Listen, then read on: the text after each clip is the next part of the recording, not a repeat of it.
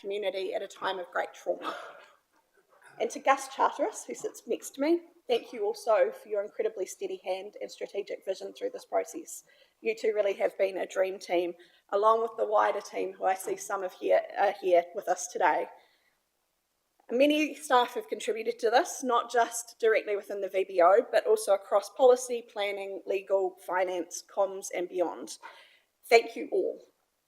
And while we formally acknowledged the VBO team at the end of last year, I want to restate that this was recovery delivered with empathy, professionalism, and immense care. This has been one of the most significant recovery efforts in our country, and it was funded with partnership, but led here by this council and this community. So David, on that note, I hand over to you. Thank you very much, Madam Chair, for those very kind words. And as always, as I said before, it was only possible because of the support of other council staff and the leadership provided by council. The paper that you see before us is a requirement under clause 9 of the policy, which requires that the policy be reviewed prior to the 30th of June 2025. It's also in conjunction with the end of the Crown funding agreement, which states that the end of the voluntary buyout portion of the Crown funding agreement, the end date being the 30th of June 2025. We've reached a point, if you remember at the end of last year with the report I presented, that we had 9 properties left. We've reached a point where we're confident that all property owners have had adequate time to consider their offers and to make a decision. And based on that, or as an example, the 2 properties that we now have left, there are only 2. Yesterday was the last opportunity for one of our other properties to accept. The 2 properties that are left, their offers were made on the 22nd of October last year, and which is a Napier property, and our one remaining property, the offer was made on the 9th of April last year. Those 2 properties remain because they have a dual pathway under the Kaupapa Māori pathway, so we're giving them time to consider both offers. Apart from that, the demolition continues. There's 2 properties that settle on the 30th of May, and they are scheduled for demolition already, and there remain now 13 properties that have not accepted a buyout or received or wish to receive an offer, which equates to 9%. When we first started, we estimated 10%, so that's not too bad. And the finances, as you saw there, have come in around about the 45 million mark, so that's good. Nothing further. Any questions? I'll open the floor for questions. Councillor Te Skipworth? Oh, no, that was an accidental turning on of the microphone. Do we have any questions? Happy to move your wish, Madam Chair. Thank you, Councillor Kerr, for moving. Do I have a seconder? Thank you, Councillor Mayor Hazelhurst. Moving now to Councillor Corbyn. I did have a question. 13 properties haven't accepted the offer. You notified them that we're going to make a decision today. Will you be telling them what the decision today is as a follow-up? Yes, we will. Yeah. So we made sure that we contacted all of the owners. We have been in continuous contact with those that have declined an offer, just to try. For us, success looks like getting as many people to accept the offer as possible to help them move on. So we have been proactive in engaging with them still. And after this meeting, if it's decided to retire the policy, we will advise them once again. The opportunity still exists under the policy for them to ask for council to reconsider re-advancing the offer. It's just that would be on a very contracted timeline with the end of the Crown funding on the 30th of June. I'll come now to Councillor Fowler. Oh, sorry, Councillor Te Skipworth. Where can I find out information on the Crown-led Kaupapa Māori pathway? Mr. Charteris? Through you, Madam Chair. Yes, I mean, we don't even have the information on the offers. That's been held close, and there's a confidential conversation between the Crown and the property owners or their representatives. For example, Mangahururu Tangatu Trust. What we do know is that under that pathway there is an offer for a full buyout or an option to take a place in a Papakāinga development, and that's the extent of the information that we have. Okay, thank you. Councillor Fowler. Yep, thank you. Through you, Chair. So just to be clear, is that the 30th of June, the Crown will no longer co-fund. Therefore, if the properties that haven't settled, we were to engage with them for settlement, it would be totally at our cost. Is correct? That is Thank correct. you. And now seems a good time to note as well, prior to this meeting, we circulated and will table a letter from the Crown that states that as well. Unfortunately, it wasn't available in time to be circulated in advance with the agenda for the community. I'll come now to Councillor Harvey. Thank you. The process that we've run has been exemplar, and I just want to be assured of how we record all of the exemplar aspects and the learnings from it, so that one, it can become a case study for other regions, other towns, but also how, if unfortunately we have to enact it again sometime into the future, that we've got everything. Excellent question. Any thoughts? Thank you, through you, Madam Chair, and thank you, Councillor. That's kind. We have the closeout report included quite a detailed lessons learned. So we have gone through that process. We have captured that. I think there's still a question about then how we use that information, whether that is turned into different type of collateral for use. So we have the information. We've been through that process, and now we can consider how we use it further. Mr. Cameron. Yes, through Madam Chair, further to Mr. Charteris's comments there. So we invested heavily just after the cyclone event in the development of policy and policy frameworks. I should have copyrighted that work because I think that's been used by 4 other councils to date. All very grateful for the policy work, but no one offering to help pay the fees. But, so all that's now a matter of record and a matter of best practice and possibly even precedent setting in some areas. Thank you. Mayor Hazelhurst. Kia ora, and thank you through you, Chair. I also want to reiterate your opening comments and acknowledge the team for the outstanding work over the last nearly 18 months. And just acknowledge also all of the contractors and all of our connectors. And, this process has been, dealing with traumatised people who have suffered great loss. And I just want to acknowledge the way you have supported our community to get through this time, and our wider community to come in underneath the 50 million as allocated is also very, very helpful for us as we manage going forward. So thank you for your outstanding work. Really, really appreciate the way you've led this process so calmly and so thoroughly. And to hear, going back to our community who haven't settled, just to reiterate that there's still that opportunity, and that is the process that we asked for at the beginning, was our values and principles, how we look after our people through this process. And I just want to acknowledge your amazing mahi. Thank you to the team, our connectors, to our contractors, the valuers, the lawyers, everybody who's been on this journey with us. And it is truly, as Councillor Harvey said, a process that we can be very, very proud of, but it's about the people who help us on our journey, and thank you to you. Your Worship, would you like your comments minuted? Thank you. We'll take a note of that. Okay, I'll open it for any further comment or debate. No? Great. Well, we have recommendations on page 10. Can I please have a mover? Oh, sorry, we've already done that process. Okay, I will put the motion. All those in favour? Any against? Thank you, that's carried. And thank you, Mr. Elliott, for your hard work. Okay, we'll move now on to item 5, which is our Regional Civil Defence Emergency Management Transformation Update.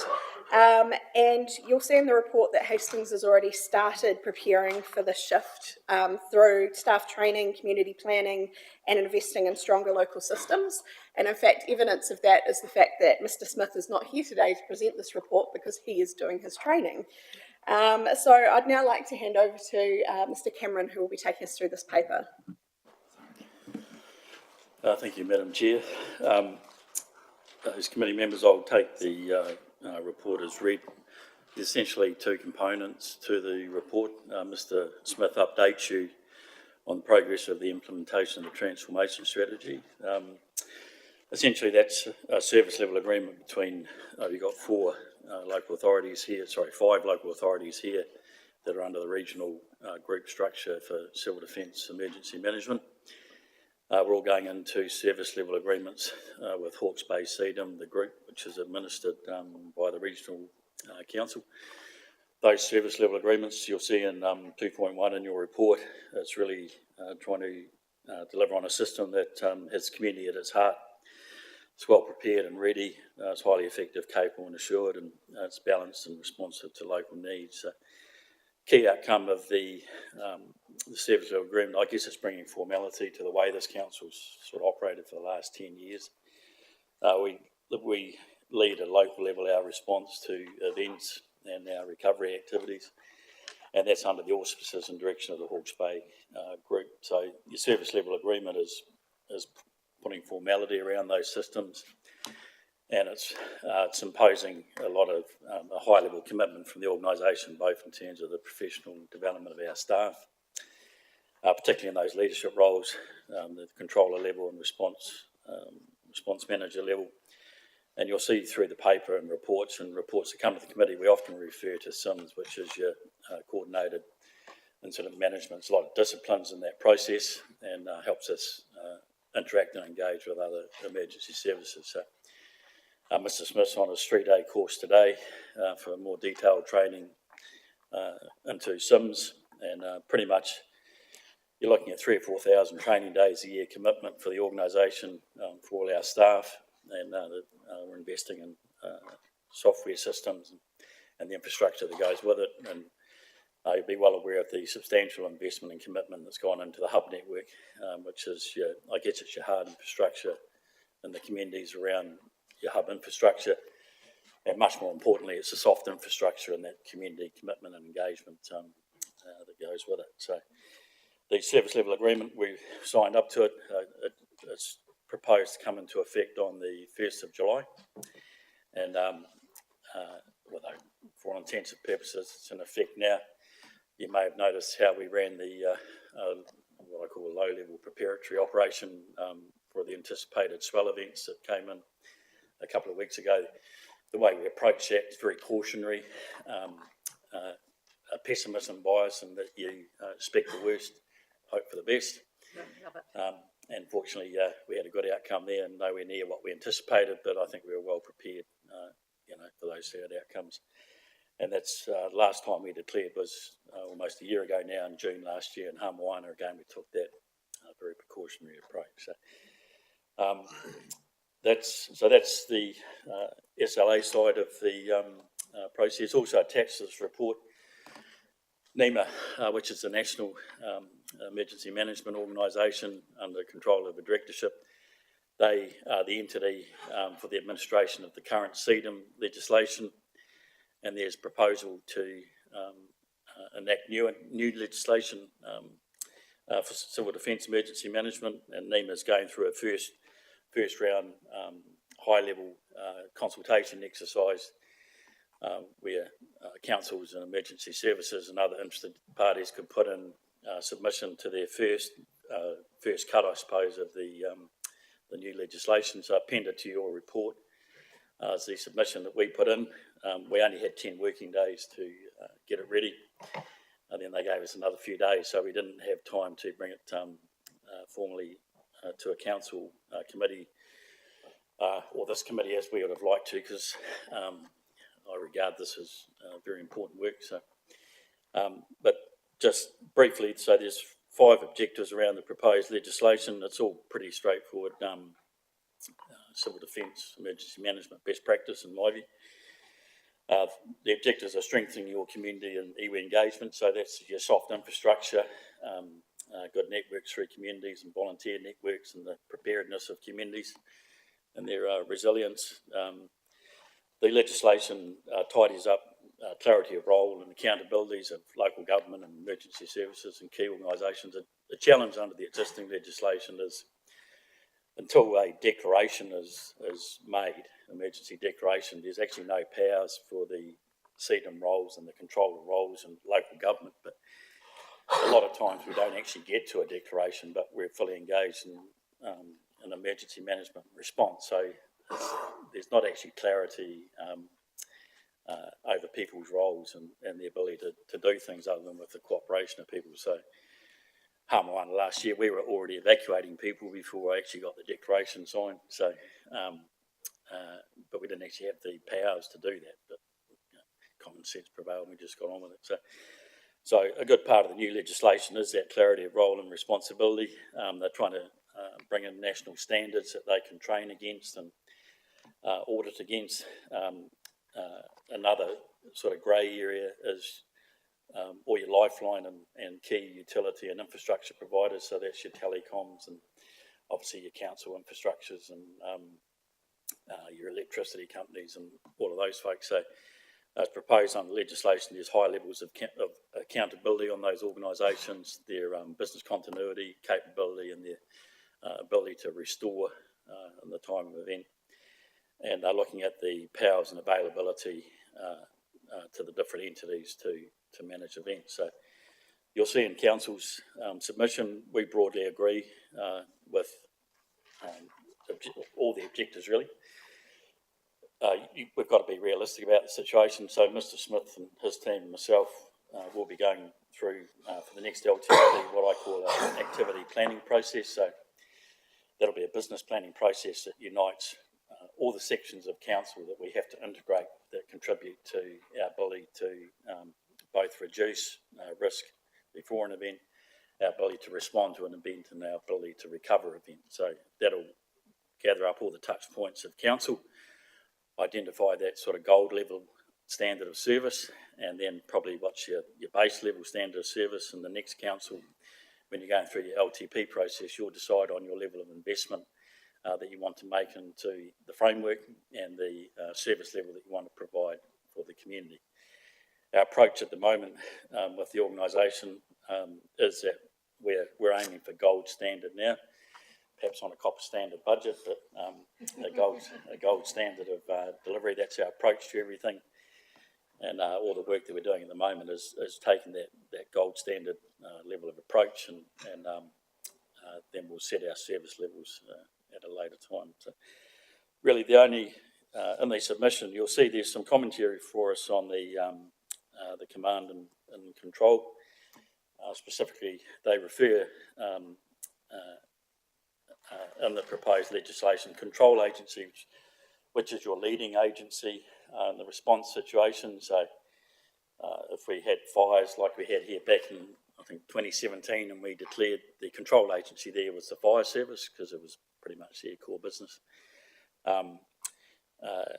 Hamawana last year, the control agency would have been the local fire service, but the fire chief there asked me to take charge, so I guess council became the control agency there, but in close coordination with the local fire service.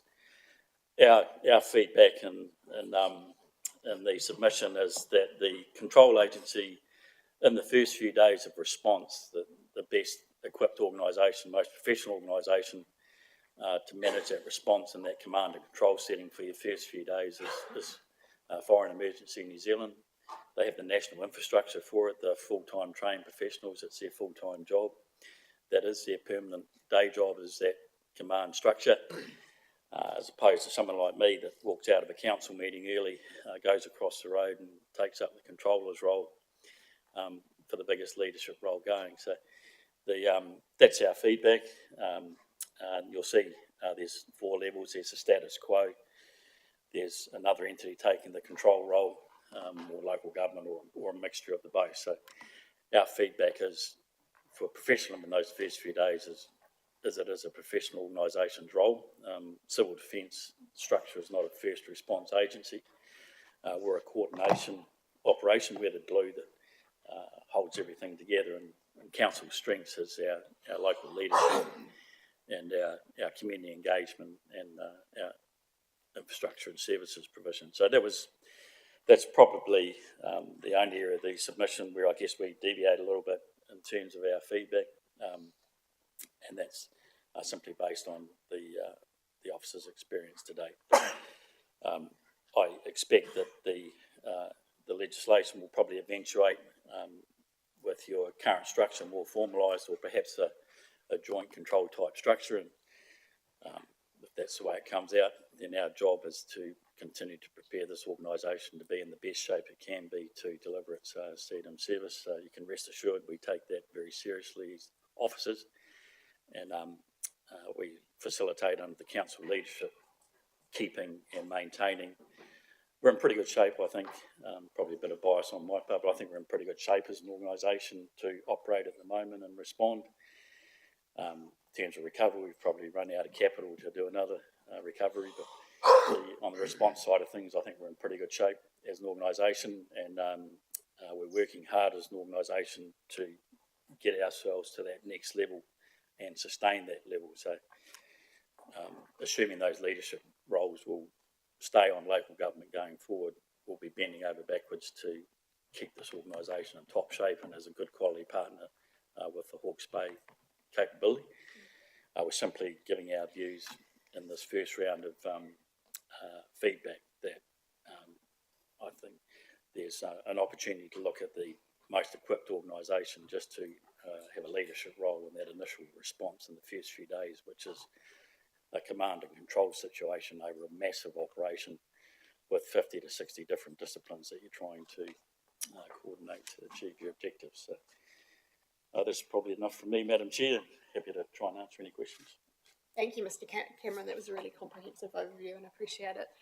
Coming now to Mayor Hazelhurst. Just some opening comments from me, Madam Chair. In your general comments, and thank you for your overview, Mr. Cameron. I really appreciate the deep thinking that has gone into this submission. And even though there was only a very short time to get our submission off to the Crown, Hastings was significantly impacted by Cyclone Gabrielle, and since then we've seen across Aotearoa, New Zealand, an event just about every month. So, you know, there needs to be fundamental change to what the legislation looks like. And you know, when I think about resilience, there hasn't been any change in funding for 22 years. So we need to have a very, very strong legislation, and professional services as Fire and Emergency New Zealand who are able to respond as across New Zealand, not just in our region, but across New Zealand for any event. So I think there is, this is the fundamental change that the recommendations from here, I think that is really, really important that we look at that response. Our community, as you've highlighted here, the perception is that CDM is there for them. We've heard it time and time again. Right at the beginning, they expect CDM to be leading the response. And that is just not simply possible. So I think that there is a lot more to talk about with Minister Mitchell, but I think that this is a really, really strong direction to the government about how we're going to manage.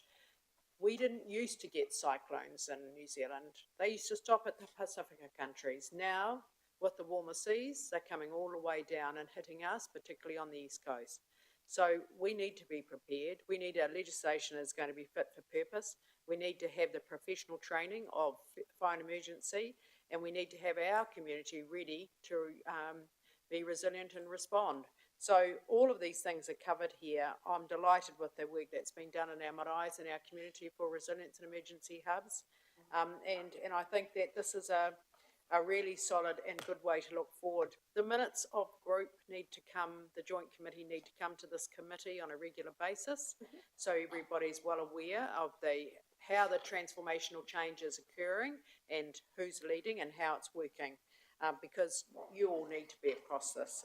This is really important for us as we move forward. So very happy with the submission. I congratulate the officers putting this together in a very, very quick manner. There's no way that we can, as a TA, be able to stand up people to lead a whole size disaster like Gabrielle, and we need the professionals there, right there, to lead these responses and our community to be resilient. So ngā mihi nui. Thank you, Mayor Sandra. Coming now to Councillor Kerr. Thank you, Worship. I support your comments. Thank you, Mr. Cameron. I just want to jump back a step and acknowledge the work that your team, Mr. Allen as Deputy CE, did post-cyclone. It was a phenomenal response. And when you look at the level of training and funding and where the legislation should be, we did an outstanding response on really limited means. And I think that was highlighted just by the number of staff that simply cared and wanted to make a difference. So from my wider community, thank you.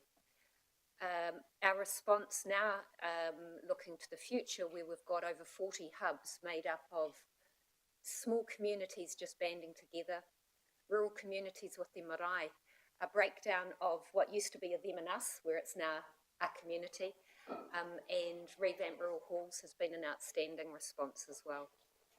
Looking forward, I loved this concept of professional, whether it's FENS or somebody else, in those first few hours of a disaster, those first few days, a professional coming, because the language of Sims it's not normal language.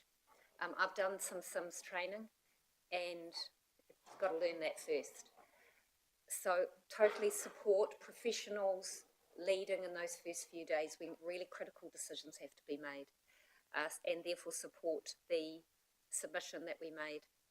And then looking to the future, having a business case for this come back to the LTP, to me is the absolutely appropriate way for a council to decide how much funding needs to be allocated and to tell a story to the community, because it is going to cost more and the community need to understand what they're buying with that. So a business case through the LTP. So very much support this, and if Her Worship would like to move it, I'm happy to second it.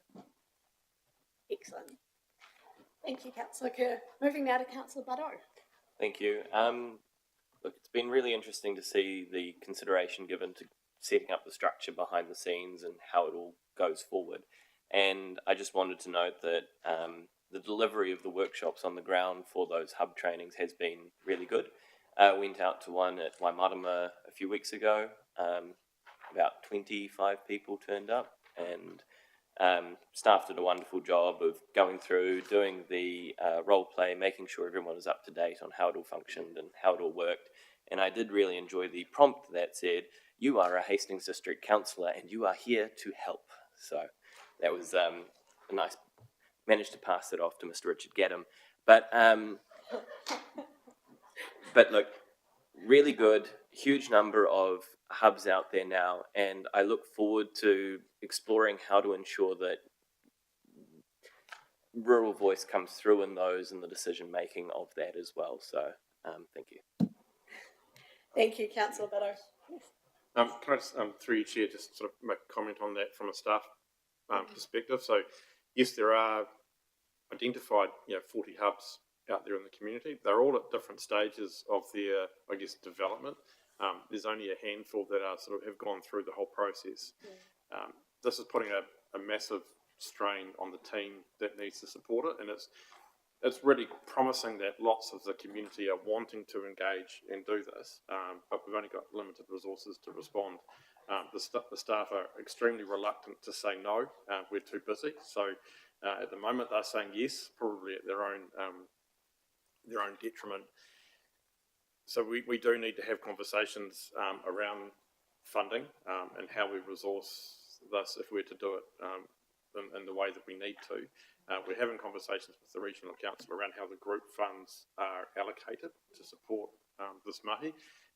But just to say at this point in time, I guess we can't wait until the next LTP to put the required level of funding in to support this program and its ongoing requirements. We do need to lean into this now.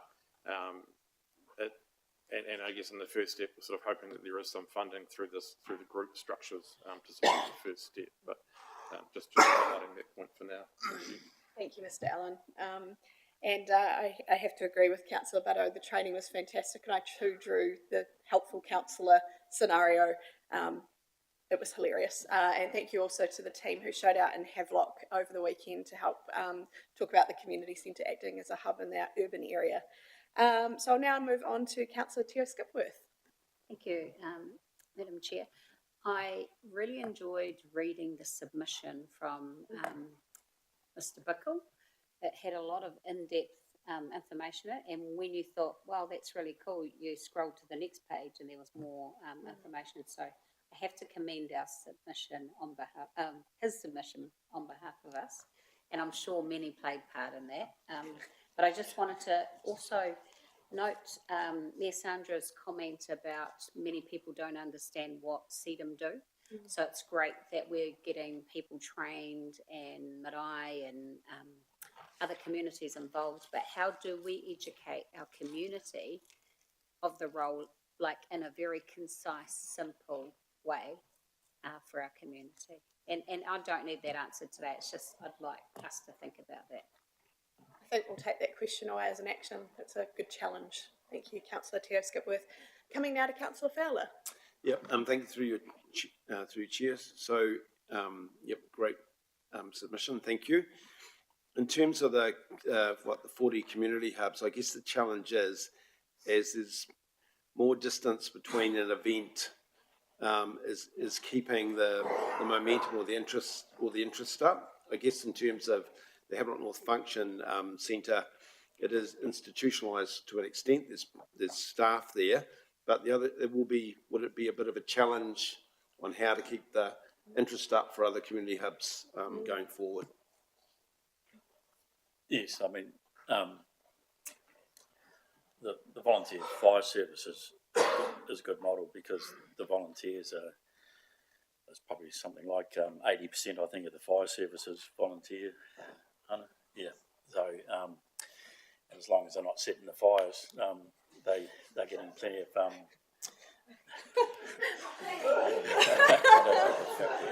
Sorry, that's from my policing career. It's a good. They have a good camaraderie and a good morale, and so they can keep the volunteer interest up because they're often called upon to do their job. So it's a great model. It is. I've sort of read some articles on this. By the time you hit year 7, if there's pretty much, unless someone was particularly extraordinarily affected by the event, the memory pretty much disappears. So sustaining that morale across all the communities that the hubs support is what I referred to before. It's the soft infrastructure. The hard infrastructure is easy. You can just maintain halls or make sure generators are serviced or sat links still work. It's the soft infrastructure, which is the that community energy to keep people interested, and of course people come and go and move from community. So that's going to be a challenge for council, and that's the type of thing that we'll be reflecting in your activity plan. The resourcing for the hard infrastructure is probably pretty clear cut to predict. This the resourcing for the soft infrastructure, and I think we'll be heavily reliant upon the community teams to keep that morale and energy going. So because hopefully we won't be challenged for years, but if we are challenged, that memory sort of recall muscle memory will kick back in. Yeah. So just to add to Mr. Cameron's points, I think in the rural sector at the moment, with that that time frame is just over 2 years, so there's still good levels of engagement. So we're capitalising on that at the moment. I think the area that where we weren't as affected in the urban areas is where there's less engagement and probably less awareness of what's going on, and that is going to be a challenge moving forward because the urban areas weren't as affected and have moved on quite quickly compared to those sort of more rural areas. Thank you, Mr. Allen. Councillor Hickey. Kia ora, and just want to acknowledge all the hard work that's put into emergency management, and obviously being at the forefront of both SIMS incident management and also the iwi-led stuff as well. Looking through the consultation questions, it's very interesting how the questions have been posed, and I'm wondering if we're captured appropriately in the reference to communities and iwi Māori. That are we addressing that statement correctly, noting that the Multicultural Association has a really unique and different way of operating as iwi Māori. And just making note that the reason possibly, and this is the question, we're engaging with iwi Māori because they're treaty partners as opposed to community and iwi Māori. Does that make sense? Because we've got community and iwi Māori, but no reference to why we're engaging with iwi Māori or community. I would like to take that one. Ms. Karen? For the reader, looking at this document, it would say we have something different for community and we have something different for Māori. We have something different for Māori because they're treaty partners, or we identify them as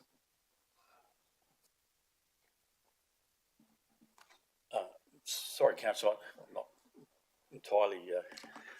sorry. So may I rephrase it? So I might have confused. So in the objectives for the reform, we strengthen community and iwi Māori participation in emergency management. So there's just reading one of the lines.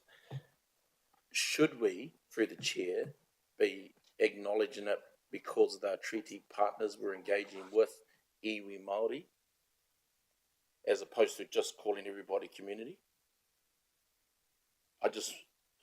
My recommendation would be somewhere in there, there's a disclaimer to say that as a treaty partner, we're engaging with community and iwi Māori around emergency management and their participation. I think we can take that as a note for going forward. Unfortunately, the submission's already been submitted, so we can't make changes. No, that's right. Mr. Allen? But there is a second stage to this as well. Right. Yeah, so there's an opportunity to engage with that more directly. It's just specific as to the rhetoric in regards to we're treating people differently. Yes, we are, because of the way their uniqueness, i.e. The Multicultural Association, and how religious communities operate in emergency management. There are certain criteria. Noted. Yeah, kia ora. Thank you. We'll note that as an action for going forward. I'll come now to Niall. Kia ora. Just like to acknowledge the submission and the work done by Hastings District Council, of course. And some of the words, I appreciate the acknowledgement of the role of marae in being rapidly able to respond and cater for communities. And this has been a topical question for a lot of emergencies prior to this, and I think it highlights, or well overdue, the opportunity to support those marae in that preparedness. And I think, unfortunately, that was more serious, taken on board with the cyclone.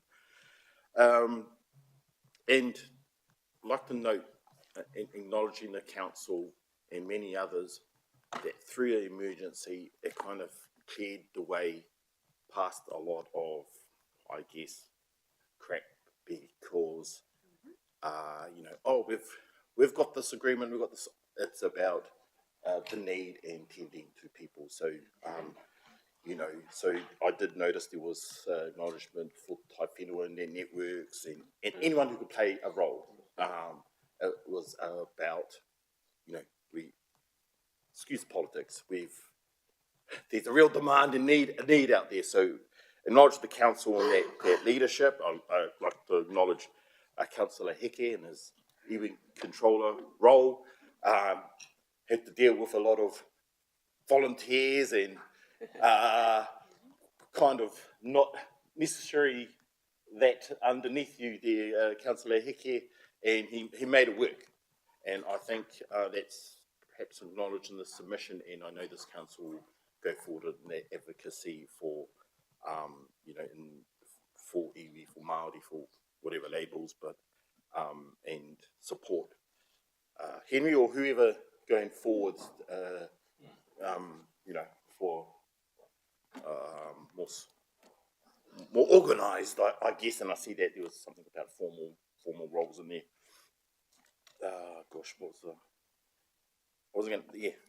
My question was getting back to it was because there was the iwi alert, national alert the other day, raising everyone's anxieties. But I want to know if there is an opportunity, and I know the answer, but I'll spoil it enough, if there's a regional alert equivalent that in is involved or etc. So this is a fancy question. And because this is a team question, is there an opportunity for the national alert to be regionalised? So we have a Gabrielle, it's only the East Coast that's called up. Interesting question. Mr. Cameron? Yeah, so that's what we call a pulse alert that you got the other day, just testing to see if everyone's cell phones are working. So you can get them down to a lower geographic level. Last year for Hamoana, we put out a pulse alert in the morning, and we managed to get it reasonably confined to the coast from Clive. I think it went through to Ocean Beach and at Harnessa. So we had to, at the moment, the group controller at CEDAM can authorise a localised emergency alert.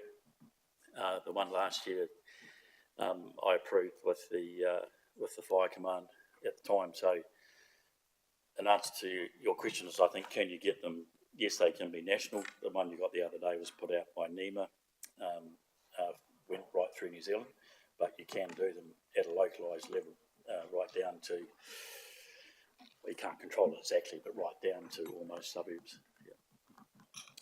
Thank you, Mr. Cameron. That's really enlightening.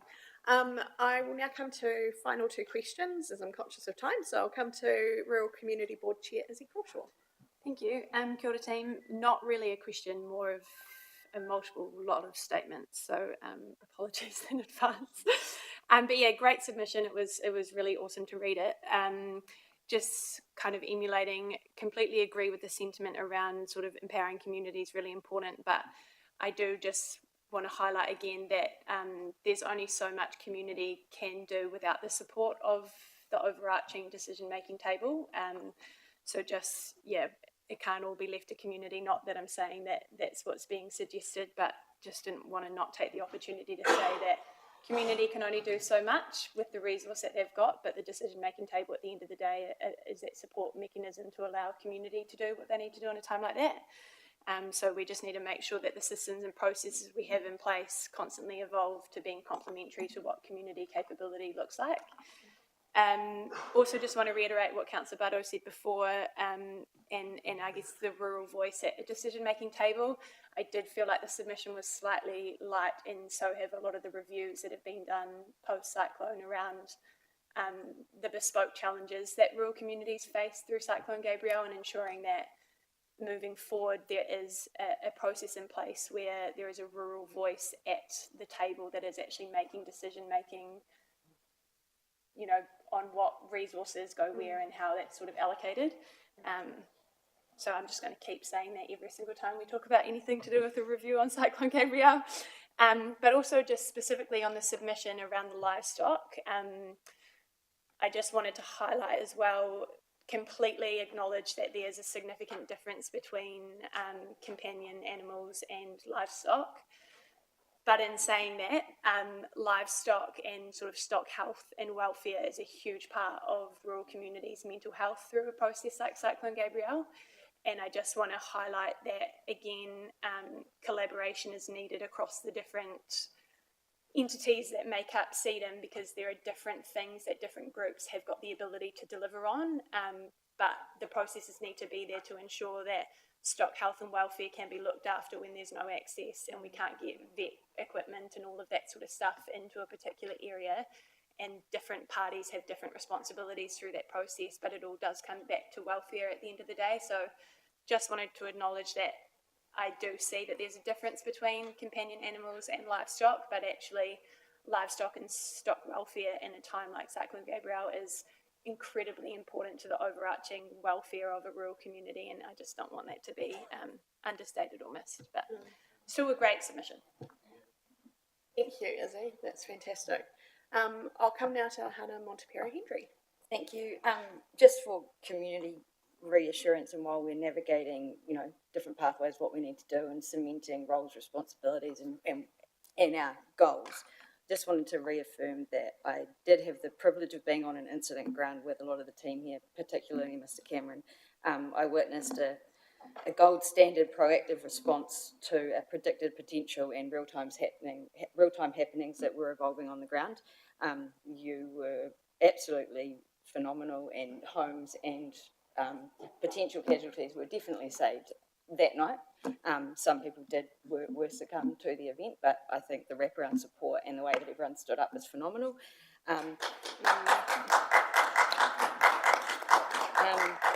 And thank you for not forgetting 2 years on from the cyclone. Thank you for not being idle, and for charging ahead just in case.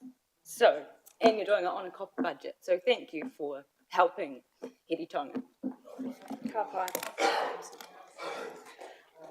And on that incredibly powerful note, thank you, Councillor Montepiero Henry. We have a mover who is Mayor Sandra Hazelhurst. We have a seconder who is Councillor Kerr. So recommendations are on page 27. I'll put those recommendations. All those in favour?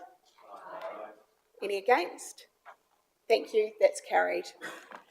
Right, we will now move on to item 6, which is minor items, and I'd like to invite Andrew Casely to join us from the Hawke's Bay Regional Council, who's here to provide a verbal update on the HBRC-led flood mitigation projects across Hastings in Hiritonga.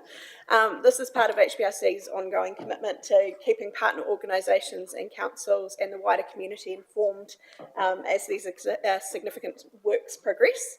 And I'd just like to note for the committee up front that because this is a minor item and given today's agenda and we still have quite a bit to cover, if this discussion does start moving into more operational or high-level strategic work, I may direct Mr. Casely to take the conversation offline or come back to us with more detail at a future meeting just to keep us on track. So on that note, I'd like to hand over. Welcome. Thank you very much, Madam Chair, and I'm not sure quite how to take it as a minor item. It's not how I see it day to day, but anyway. No, it's not. I'll cope with that. Technical. Right, look, I can't remember how many months ago it was that I was here, but quite a bit has happened, so just a snapshot update for you all about just progress we're making within particularly the Hastings District Council boundaries, and a lot of our work is within those boundaries. So I might just flick to this first, the second slide there, and last time we were still battling our way through the project delivery plans to get approval from ministers for what was proposed under each project, and I'm delighted to say that now all 11 projects have had their project delivery plans approved. In fact, we've had them in place now for just over a month, which is fantastic. I'll make special mention of Whirinaki because that's the number that's changed up there in the table in regards to where our budgeted spends are with the issue that we have with that project around the funding gap. So let's go straight to the Pakowhai project, which is the next slide. And this is our second largest project by budget allocation at 50 million. And it is one of the longest stretches of flood structures that we'll be putting in place. Probably the original intention had been that they would be stop banks, but the reality of the alignment that we're adopting is making that it's just not feasible, and therefore we are having to look at other structures. And you might say, well, what does that mean? There will be sheet piling, there will be flood walls and that type of scenario, for the reason being that there's some very intensely developed plains properties in that alignment, and the consequences of us going through them from a land access point of view are significant. First and foremost for the landowners with the impact on their properties, but secondly, the cost of project. And I think I mentioned it last time here, and I'll mention it again, where you're going through a gold kiwi fruit orchard, take a deep breath is all I'll say. And so we are looking at the moment as to whether or not we've got the alignment exactly right. And we want to finalise that as rapidly as possible so that we can crack on full steam ahead with the land access that's required. There's about 35 properties where that's the case. We're making progress on some of them, but very keen to make progress on all of them. We have secured, and I was talking to Craig about this just before, material with, working in with NZTA about excess material coming off the expressway, which is great for the budget. We've just got a haul cost to site, so there's some initiatives like that that are proving very beneficial to us. Next one is Ohiti Omahu, and certainly grateful for Councillor Apatu's support, and likewise Gus and Craig and people from the District Council Roading Division as we've worked through the issues that have been raised in regard to this project, particularly in relation to that bridge. And that photo there is the work that we've just recently completed, which is to take 7,500 cubic metres of silt from under the bridge, and you can see just how much it's opened it up, and also to put that rock revetment work in there on the upstream side of the bridge as well. I think that's been very well received by the community, and we had a meeting just over Monday week ago at Omahu Marae where I shared with those that were in attendance the decision we've made to crack on with the original alignment option that we had. We looked very carefully over about 4 to 5 months at a community alternative option, but the reality for us, the cost of that were about 3 million extra, and we just couldn't cope with it. And the cost benefit for this project is right on the cusp as it is. And so I've said to them, no, we have to maintain the original alignment, and the property owners, as you can imagine, are very keen to see these works underway that will allow them to move from 2C to 1. And so that's now what we're moving ahead with. We hope that we might be on site and doing those full protection works in the latter part of this year. That's certainly our plan and objective. The next one's Waiheke.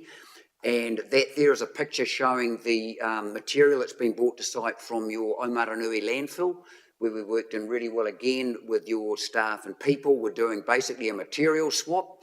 We're taking out some of the overburden that's predominantly limestone, which is brilliant for building a stop bank, and providing silt material from some of the river areas that are excess there. So that's worked really well, I hope, for both parties.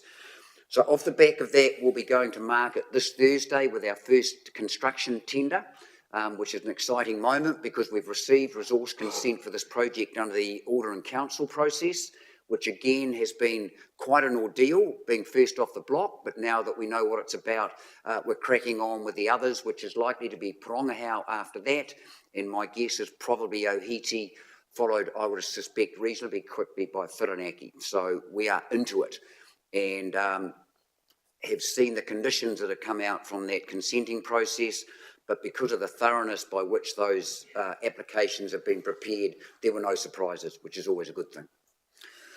The next project is Whirinaki, and I'm pretty sure at the last update I gave you, I shared with you the challenge we had with this project, and that was that originally the assumption was that the TREC, Transport Rebuild East Coast, would pay for the state highway costs, and they just kept ballooning to be more and more. They revolved around the Whirinaki Drain culvert upgrade and a significant road raising there. So 2 things hit us. 1 is TREC couldn't come to the party with any funding, and 2, our cost just kept ballooning. So when they ballooned out to an estimated 34.5 million from our budget of 11, I said to the team, we are never going to bridge that gap. We need to relook and reconsider how we are going to deliver this project.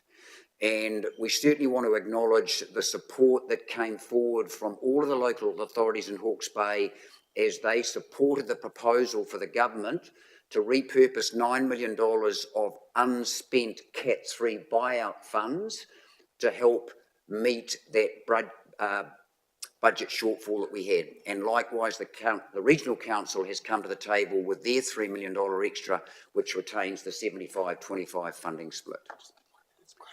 Crown money, I should say. I was looking at Sandra going, yeah, I've said something wrong. I can assure you it's Crown money.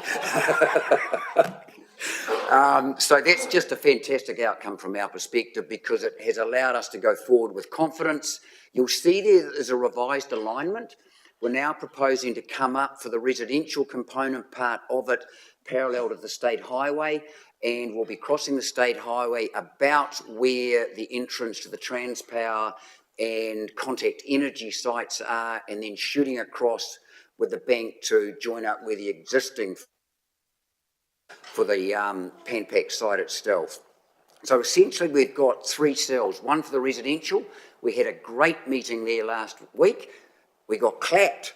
I'll take that any day of the week when you get clapped. And so that was really great. And again, our objective is to have this project designed and diggers in the ground doing the work just as quickly as we can. I couldn't speak highly enough of how supportive Pan-Pac have been with everything that we have done, whether it be access to material, whether it be the land, whatever it is, they have just been superb. For obvious reason, they want it there, but nevertheless, they have still just been so helpful, and I'm confident that'll continue throughout. So delighted to see that in place. The final slide I've got for you is just a bit of a catch-all with the other projects we're doing. The first one is that I'll make mention there of what the photo is representing, which is the upgrade of the council's telemetry system. And I mentioned last time that while this is one of our lower budget items as a project, it's one of the most critical. There are now over 40 sites that will be upgraded throughout the regional network that will create greater resilience. And what you're seeing there is an example of that, with that boom that will be swung out over the river, and that there is a laser there on the end of it that will determine what the river height is. So it gets away from us having to build structures that were very prone to damage, in fact, destruction in an event of the scale of Gabriel. So some really clever thinking going on there, some resilience around the method of communication back to either the public, who will have insight into those on our website, or to the council itself. Because that flying blind, which happened in Gabriel, was a nightmare for everybody. And it's one of the issues that came up at Ohiti last week, was the early warning. We have no telemetered sites in that catchment, and it is a takeaway for me to look and see how we might be able to address that problem. And I was interested in the conversation just before about your civil defence initiatives, and obviously early warning and early insight is mission critical when we have an event of that scale. On the top there is our level of service, a rapid repairs upgrade program. There's been coverage that you may have seen around the Waipawa Coronation stop bank, where they had quite significant flooding as a consequence of overtopping and breaches in that bank in Gabriel, and I was presenting to the District Council down there last week, updating them on progress with that. But likewise, we've got 2 critical projects here on the Herotanga Plains, Lower Brookfield, where the design work should be completed by 30 June, and the second one is what we call Lower Omahu. I struggle with that definition a bit because it's just below the Fernhill Bridge on the true left bank of the Ngātaroto, but also looking to tie in the bank upstream of the bridge with the work that we're doing on the Ohiti project. And, you know, that will be a fantastic project once completed for providing a significantly higher level of protection for the Omahu Township. So that's something that we want to see progress just as quickly as possible as well. The second one there is our pump station upgrades, and I've used the word, but costs confronting. We originally thought that we might get 3. We still might get 3 upgrades to varying degrees, but when you are going as deep as we are in the ground that we're working with, the cost associated with that are eye-watering. And probably Craig and his team are familiar with that every day, but we're not. It's a long time since we've done a major pump station upgrade, and to see what the cost of those coming in with some of New Zealand's best civil constructors in this space is a bit of a sober reality check for us. But look, we'll work our way through it, and we'll keep you updated as to what happens. The final one there is the continuation of our drainage and smaller scheme reviews. Hannah, I was back out at Te Wanga last night with Alwyn, catching up with the flood protection group out there as part of the Cape Coast group, just talking through where we are with that review and the interaction we'll be having with that very interested and engaged community as we go through that process. Not everybody's going to be that engaged, so we're adopting a horses for courses approach to this, and but where they are, like that Hamoana Te Wanga community, we'll absolutely be beside them as our thoughts crystallise around that. So, Madam Chair, that's the update. If there's time for questions, I'm happy to take them. If there's any further faux pas I've made, I'm happy to be corrected. Thank you, Mr. Casely, and thank you for bringing this information to this committee. It's incredibly helpful. I'll come now to Councillor Kerr. A very simple question. The Whirinaki redesign, is the highway going to be taken up over top of the stop bank where it crosses? Yes, it is. There will be, at the moment, there's planned to be a 1.8 metre road raise there, and essentially that's required to provide a 1 in 500 return period post-Gabriel protection for the industrial site, particularly Panpac. The residential cell will be 1 in 100, which is the standard adopted across all other parts of the program. That was information we had to share with the residents last week, and I was a little bit apprehensive, I won't pretend, because it had originally been intended to be 1 in 500, but they were accepting of the reason why and the rationale for why we've had to make the decision to make it all work and stand it up. And just to thank you from me, Andrew, since you've been involved, much of the heat has gone out of many of these communities. I speak of Ohiti, Omahu, Whirinaki in particular. Thank you. I'll come now to Councillor Hickey. Kia ora, thank you, and just through the chair, there was conversations on Mahu around a stock bank being used for a spillway. Is that been removed from conversation, because it was brought up at Marae level and at Hapu level?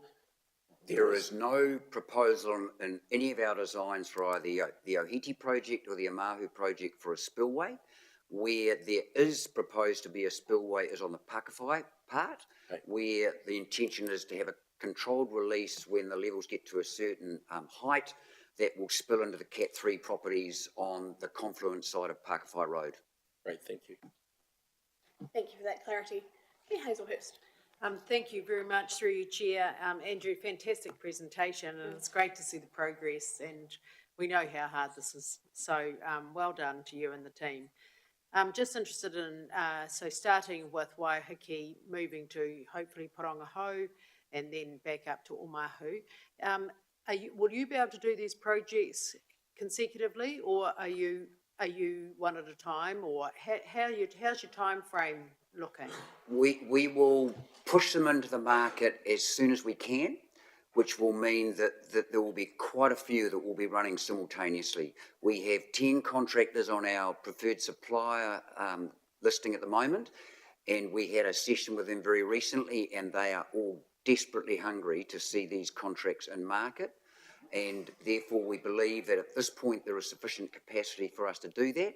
And likewise, I think just the type of skill and experience we need from these contractors, that there's a good pick and mix around their capabilities. Flood structures are different to large scale earth moving, which are different to some of the roading parts of projects we've got as well. So we think we've got a good panel of providers that we can have a good mix of work going to market just as soon as we can get it there. Very much, and I mean, in terms of the climate, it is right for us now to get this work done. You know, with the contractors here, not a great deal of work across New Zealand, so you know we're certainly ready to go. So thank you for all the hard work. And just as an aside, one thing I didn't mention, this is the NIWI program, but there's other work going on by council as well, and one that's probably very relevant for you as a council is work we're going to be doing in Farnham Road, on a meander of the river there that's eaten in badly and is, I'm looking over at Craig there to make sure I've got this right. If we don't fix it, it's probably going to compromise the integrity of Farnham Road. And so there's rock being carted to site at the moment that is intended to be placed over the next couple of months to provide rock revetment on that meander of the river. Any comment, Mr. Phil? No. Thank you for that. I'll come to Niall. Kia ora, Andrew. Just a few topics to take offline around the Pakawhai bank and that redesign, because we incorporated the original one in some research with engineers in Niwa. So just to catch up on that and the spillway after this, and on the pump stations and telemetry, so we can have that offline. So kia ora, thank you for your work and your presentation. Thank you. And Mr. Casey, thank you again for making yourself available for us. We do continue to welcome you back. And if it suits you, I'll also encourage the committee members, if in advance of meetings they have any questions, to circulate those. So you can either send them through to me in advance or through to Mr. Charteris, and we'll make sure that Mr. Casey has them in advance of the next strategy and recovery meeting. But thank you very much. Given this is a minor item, although procedurally, not in actuality, that all we need to do now is move to receive this presentation. So I'm happy to move from the chair. Can I have a seconder? Thank you, Councillor Buddo. So I'll put that we'll receive this presentation formally. All those in favour? Any against? Thank you, that's carried. Thank you, Mr. Great, Gosling. thank you, everybody. Excellent. So item 7, there are no urgent items. So we'll now move on to item 8, which is a recommendation to exclude the public from items 9 and 10. So I'll hand over to Mr. Cameron now to please explain why officers have recommended this. Thank you, Madam Chair. There's 2 agenda items recommended to be considered by the committee in public exclusion. Item 9, a report from Mr. Easterkamp, Director of Growth and Development.